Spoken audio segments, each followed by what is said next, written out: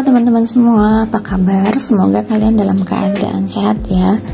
Teman-teman, masih di seri berpendapat. Hari ini saya ingin membahas terkait dengan mengenal lebih dekat terkait dengan PT perseorangan. Nah, pasti dari teman-teman yang mungkin dari backgroundnya adalah dari Fakultas Hukum, baik itu S1 ataupun juga S2 dan bahkan S3 pasti sudah mengenal terkait dengan PT perseorangan. Nah, tapi tentu tidak semua pasti paham ya, dan juga masyarakat umum pasti belum tahu terkait dengan PT perseorangan. Nah, pada kali ini teman-teman, saya ingin bertanya dulu, apakah kalian tahu nih sebenarnya apa sih yang dimaksud dengan PT perseorangan dan dari mana asal PT perseorangan ini? Oke, karena satu arah maka saya jawab sendiri. Teman-teman semua, bahwa kehadiran Undang-Undang Nomor 11 Tahun 2020 yaitu tentang Cipta Kerja atau saat ini saya menyebutnya sebagai UU CK itu memang mengubah beberapa pasal pada peraturan perundang-undangan di multisektor. Nah, salah satunya yaitu Undang-Undang Nomor 40 Tahun 2007 tentang perseroan terbatas.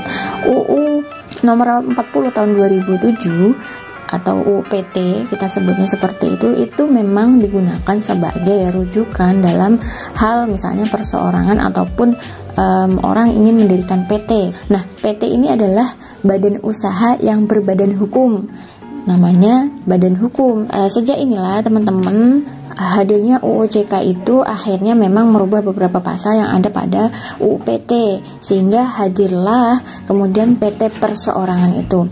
Nah, apa sih yang dimaksud dengan PT perseorangan? Jadi begini teman-teman, secara sederhana bahwa PT perseorangan itu merupakan badan hukum yang memenuhi kriteria UMK. Apa tuh UMK? UMK adalah usaha mikro dan kecil yang didirikan oleh satu orang saja, yang mana dia itu sebagai pendiri, kemudian pemegang saham, sekaligus sebagai pengurus, yaitu direksi, dengan modal dasar yang ditentukan berdasarkan keputusan pendiri itu sendiri.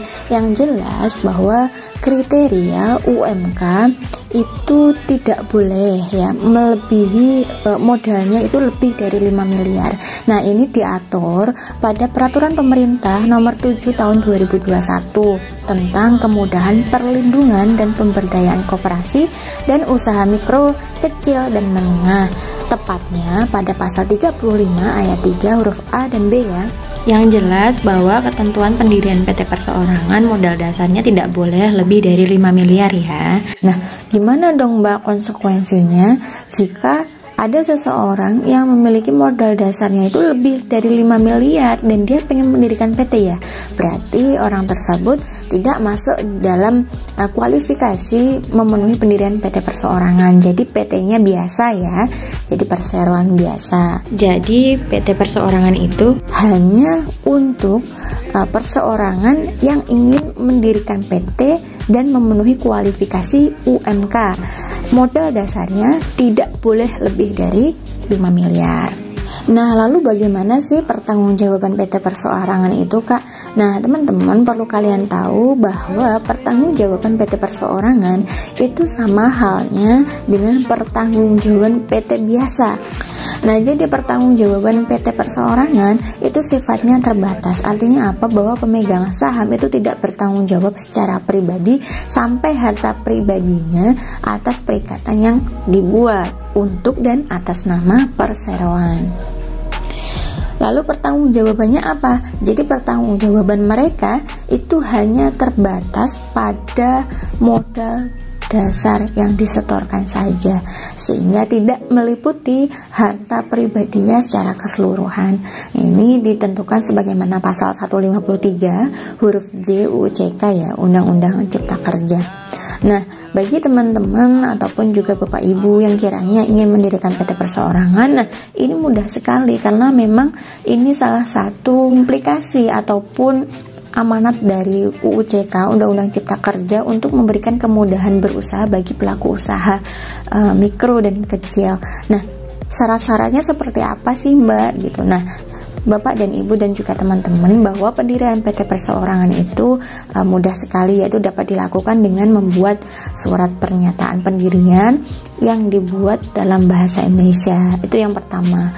Yang kedua adalah melampirkan NPWP perusahaan perorangan. Kemudian yang ketiga adalah NIB, nomor induk berusaha. Nah, nomor induk berusaha ini sangat penting karena memang kepemilikan NIB itu hanya diperuntukkan bagi pelaku usaha mikro dan kecil, jadi pelaku usaha UMK, dan juga izin usaha perusahaan.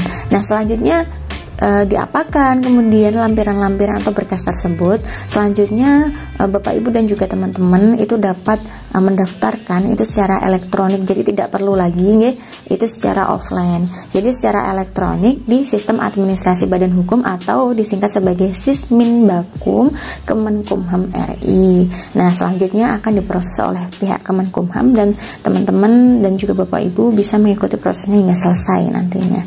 Nah, mudah sekali Bapak Ibu dan teman-teman semua bahwa pendirian PT Perseorangan ini memang sangat-sangat simple, karena memang tujuannya untuk memberikan kemudahan supaya bagi pelaku usaha yang masih mikro dan kecil itu mendapatkan ya kesempatan untuk dapat mengembangkan usahanya.